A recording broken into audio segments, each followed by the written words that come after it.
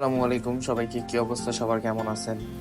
আমি ইদানিং ইরেগুলার হয়ে গেছি ব্লগ ভিডিও সেগুলো নিয়ে। মাঝখানে মোটামুটি ভালোই আপনাদের ভালোবাসা পাইছি, কিন্তু নিজের কাজ বাজ নিয়ে এতটা পরিমাণ ব্যস্ত হয়ে পড়ছি যে জন্য ভিডিও আর দেওয়া হয় না, আপনাদের সাথে নিজেদের খুনসুটিগুলোও শেয়ার করা হয় না। তো আজকে হঠাৎ ভাবলাম একটা ভিডিও করি।